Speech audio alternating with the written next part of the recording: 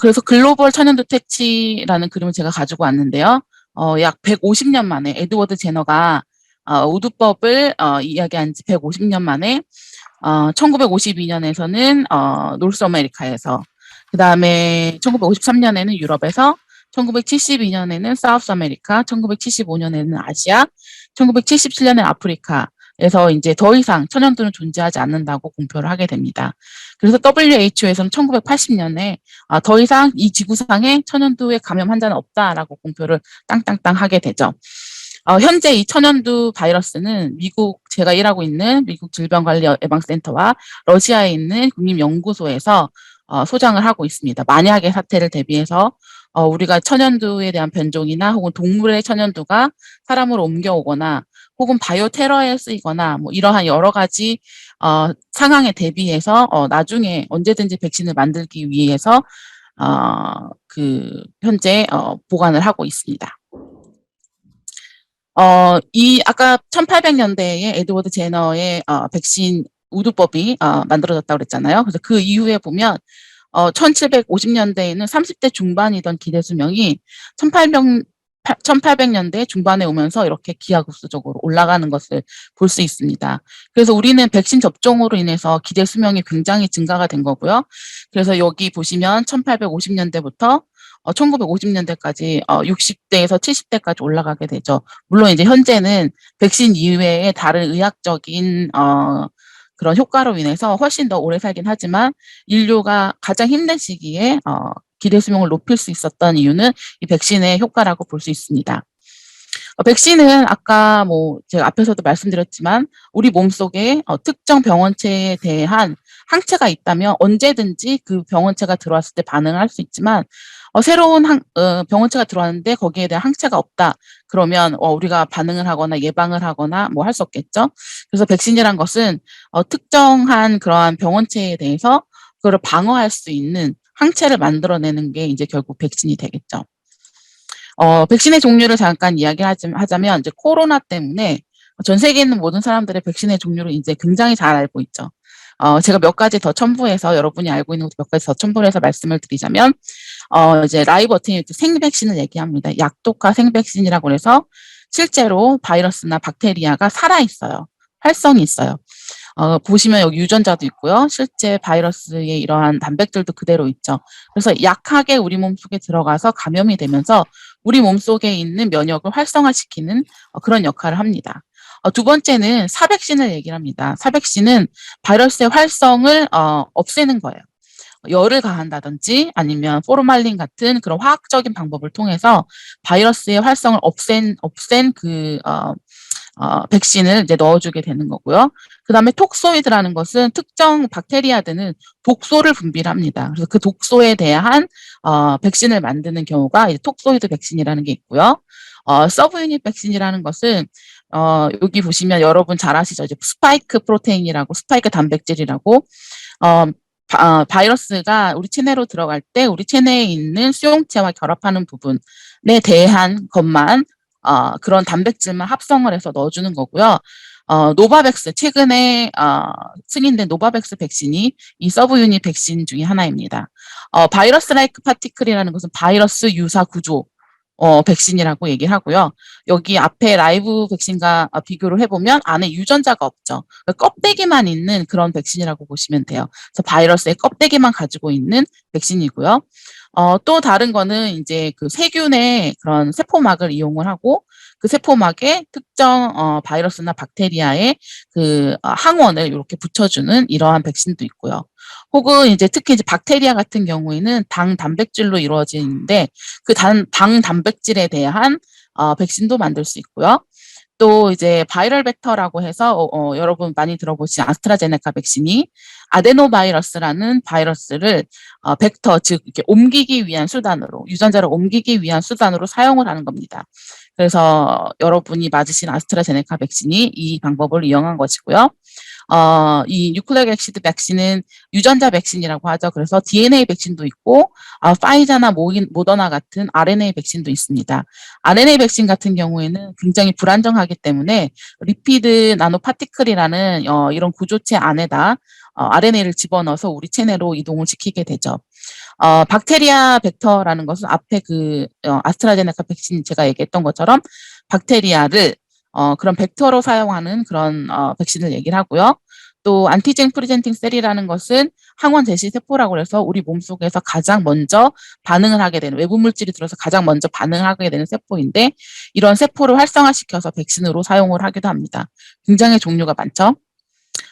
백신의 작용 기작은 처음에 우리가 이제 어떤 특정한 바이러스가 들어왔을 때 우리 몸에서 일어나는 것은 이렇게 항체가 올라가게 되고요. 그 다음에 이펙터 T셀이라고 해서 감염된 세포를 죽일 수 있는 그런 T세포들이 이제 활성을 띠게 됩니다. 그 이후에 우리가 아주 적은 농도로 바이러스나 아니면 외부 박테리아에 의해서 감염이 되게 되면 우리의 면역은 이러한 얘가 외부에서 온 거야 하고 계속해서 기억을 하게 됩니다. 그게 이제 여기 이뮤놀로지컬 메모리라고 하는데요. 기억을 계속하고 있다가 언젠가 갑자기 또 처음에 나왔던 그 바이러스나 박테리아 감염이 되게 되면 급속도로 이렇게 면역이 올라가는 것을 볼 수 있죠. 항체도 올라가고 이렇게 그 이펙터 T셀도 올라가는 것을 볼 수 있습니다. 그래서 이러한 우리 면역의 기작을 이용을 하는 게 백신이 되겠죠. 그래서 여기 보시면 백신이 우리 몸속으로 들어오게 되면 백신의 안티젠이 요 항원 제시 세포에 의해서 제시가 되게 됩니다. 밖에 게 들어왔어요 하고 이렇게 신호를 보내는 거죠. 보내게 되면 CD4셀이라는 것이 활성화되고 또 CD8 T셀이라는 것이 활성화됩니다. CD8 T셀은 궁극적으로 만들어내는 건 항체를 만들어냅니다. 그리고 CD8 T셀이라는 것은 아까 말씀드린 것처럼 감염된 세포를 죽이는 그런 역할을 하는 거죠. 그래서 우리가 이제 보통 체액성 면역, 세포성 면역 얘기를 하는데, 체액성 면역은 항체를 만들어내는 겁니다. 그래서 항체를 만들어내는 거를, 이렇게 항체를 만들어내는 것을 체액성 면역이라 하고, 세포성 면역은 그 감염된 세포를 죽이는 그런 역할을 하는 게 세포성 면역이고요. 그리고 가장 좋은 백신은 세포성 면역과 체액성 면역이 둘 다 발현이 되고, 더 좋은 거는 기억 면역이 되는 거죠. 그래서 여기 메모리 B셀과 메모리 T셀이 있는데, 기억이 쭉 돼서 언젠가 다시 바이러스가 들어왔을 때 우리 몸에서 빠르게 반응할 수 있는 그러한 것을 유도를 할 수 있는 게 가장 좋은 백신이 되겠죠. 그래서 천연두 같은 경우에는 면역 원성이 굉장히 좋아요. 그래서 한 번만 맞아도 이게 거의 10년, 20년 동안 유지되는, 어떤 사람들은 평생 유지될 수도 있다고 얘기를 하는데, 그런 식으로 엄청나게 오랫동안 유지되지만, 여기서는 킬디드 바이러스 사백신이라고 얘기했는데, 사백신뿐만 아니라 우리가 맞았던 mRNA 백신도 마찬가지고, 서브유닛 백신도 마찬가지고, 한 번 백신을 줬을 때 요만큼 면역이 올랐다면 두 번째 주면 요만큼 더 오르게 되거든요. 근데 요게 또 딱 떨어지려고 그럴 때 한 번 더 백신을 맞으면 이 면역이 훨씬 더 오랫동안 유지될 수가 있습니다. 그래서 이러한 방법을 이용해서 지금 우리가 백신을 2번 혹은 3번씩 이렇게 맞게 되는 것이죠. 백신이 굉장히 많죠, 종류가. 이건 연령별 필요한 백신 접종에 대한 건데요. 이제 임산부들이 맞아야 되는 백신도 이렇게 있고요. 그 다음에 신생아부터 어린아이들이 맞아야 되는 백신, 그리고 이제 청소년기 아이들이 맞아야 되는 백신, 그다음에 성인이 돼서도 맞아야 되는 것들이 있죠. 그리고 혹은 이제 우리가 다른 나라로 여행을 간다 했을 때 그 나라에서 유행하고 있는 풍토병에 대한 백신도 또 맞아야 될 수도 있고요. 그리고 이제 노년이 되게 되면 면역이 많이 약해지기 때문에 과거에 맞았던 백신을 다시 맞아야 되는 경우도 있고, 대표적인 게 대상포진 같은 거겠죠. 그리고 이제 그 항생제 내성이나 그다음에 캔서, 암 같은 걸로 이제 면역이 많이 낮아지기 때문에 이런 거에 대한 이제 백신을 맞아야 되는 시기가 오게 됩니다. 백신 접종의 효과가 얼마나 좋을까? 우리가 백신 하지만 얼만큼 백신의 효과가 좋을까를 보게 되면, 영국에서 그동안 이제 개발된 백신과 백신이 개발돼서 캠페인이 시작된 이후에 발병률을 한번 본 것이죠. 그 첫 번째 것이 디프테리아라는 건데요. 1940년에 디프테리아의 백신이 소개된 이후에 확 이렇게 떨어지는 것을 볼 수 있죠. 두 번째 것은 수막구균이라고 해요. 수막구균 백신이 1999년에 소개된 이후에 발병률이 확 줄어들었고요. 그다음에 세 번째는 폴리오, 우리 소아마비 백신이라고 그러죠. 소아마비 백신이 1956년에 나온 이후에 현저하게 줄어들고 있습니다. 그래서 지금은 우리는 폴리오 프리 시대를 향해서 가고 있는데요. 박멸을 위해서. 그리고 여기 D번은 뇌수막염입니다. 뇌수막염도 92년 이후에 이렇게 발병률이 확 떨어지는 것을 볼 수 있고요. 홍역도 1968년 이후에 백신이 소개된 이후에 많이 줄어든 것을 볼 수 있죠. 그리고 여기 백일해 같은 경우도 1950년대 이후에 상당히 많이 발병률이 줄어드는 것을 볼 수 있었습니다. 그래서 가장 좋은 백신이라는 것은 당연히 안전해야겠죠. 우리 몸속에 들어가니까 안전해야 되고 부작용이 낮아야 되고 그리고 오랫동안 특정 질병에 대한 방어를 할 수 있어야 합니다. 그래서 아까 말씀드린 체액성 면역, 세포성 면역을 다 유도를 해야 되고 제일 좋은 거는 기억 면역까지 유도를 해야 되는 것이겠죠. 그리고 가격이 낮은 게 좋습니다. 왜 한국에서는 왜 아스트라제네카 싼 거를 주냐, 비싼 걸 주지, 뭐 이런 말들이 처음에 있었잖아요. 근데 사실은 가격이 낮아야지 많은 사람들에게 골고루 공급이 될 수 있기 때문에 오히려 저희는 이제 게이츠 재단, 빌 게이츠 재단 같이 일을 하고 있는데 빌 게이츠 재단에서는 1불짜리 백신을 만들으라고 하는 거예요. 계속 가격을 낮추라고 그래서 그래야지 더 많은 사람들에게 공급이 될 수 있기 때문에 낮은 가격인 게 훨씬 더 좋은 백신입니다. 효과가 좋고 가격이 낮은 백신이. 그리고 안정성이라고 해서 특별한 보관 없이 오랫동안 백신의 효과가 유지되는 그런 백신이 좋은 것이겠죠. 예를 들어서 온도의 변화가 너무 심하거나 아니면은 뭐 이렇게 그런 콜드 체인이라고 하죠. 백신을 운반하는 데 있어서 이러한 냉장 시설이 제대로 없는 나라에서도 백신의 여과가 계속 유지될 수 있는 그런 백신이 훨씬 더 좋은 백신이겠고요. 그리고 접종이 쉬워야 됩니다. 주사로 놓는 것도 쉽지만 사실 주사보다는 먹는 백신이 훨씬 더 쉽거든요. 그런 것처럼 접종이 훨씬 더 용이한 게 좋은 백신이겠고요. 그리고 백신 접종으로 인한 위험보다 이득이 높아야 합니다. 그러니까 백신 접종으로 인해서 생기는 부작용이나 뭐 의료 체계나 혹은 뭐 경제적인 문제보다 백신을 맞았을 때에 훨씬 더 이득이 많아야지 이게 좋은 백신이라고 얘기를 할 수 있겠죠. 어떤 질병에 대한 백신을 만드는가? 인간과 동물에게 치명적인 질병을 일으키는 병원체, 바이러스나 박테리아에 대한 것이고요. 우리는 보통 우리가 이제 인간이기 때문에 우리가 맞는 백신만 생각하는데 동물에 대한 백신도 굉장히 많이 있습니다. 특히나 이제 축산업이나 이런 게 있기 때문에 그 조류 독감도 마찬가지고 그다음에 소나 말에 감염되는 그런 백신들도 굉장히 많습니다.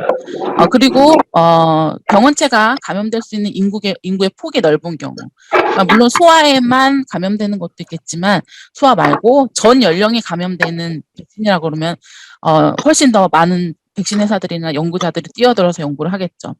그리고 경제적인 문제를 초래할 수 있는 경우, 그리고 기후 위기나 생태계 변화로 인한 신종 전염병에 대한 질병을 만들고 있습니다. 밑에 보시면 지난 100년간 인류를 위협했던 그런 병원체를 제가 한번 나열해 봤는데요. 원래는 이제 스페인 독감이나 돼지 독감이란 말을 쓰진 않는데 이게 이제 일반 대중 강연이다 보니까 혹시나 익숙하지 않으실까 봐 제가 이번에는 그냥 스페인 독감이나 그러니까 지역 이름이나 동물 이름을 사용을 해서 표를 만들었습니다. 스페인 독감 같은 경우에는 1918년 우리가 보통 1918년 팬데믹 플루라고 얘기를 하죠. 그게 있었고 1931년에는 벨리열, 그다음에 37년에는 웨스트나일 열병, 1967년과 69년에는 마버그 열병과 라사 열병. 제가 색깔로 약간 구분을 했는데요. 옅은 파란색 같은 경우에는 모기를 매개로 하는 것이고요. 요 약간 진한 파란색은 박쥐가 매게 되는 병원체를 매개시키는 그런 질병입니다. 그리고 에볼라가 1976년에 있었는데 이게 국소적인 아프리카에서 나타나는 국소적인 질환이었기 때문에 백신에 대한 관심이 별로 없었던 거죠. 그래서 결국에는 1914년, 15년에 전 세계를 위협하는 그런 일들이 벌어지기도 했었고요.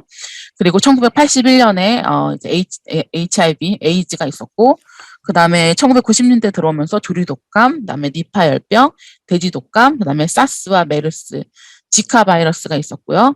최근 들어서 우리가 지금 겪고 있는 코로나19가 이렇게 있게 되는 것이죠.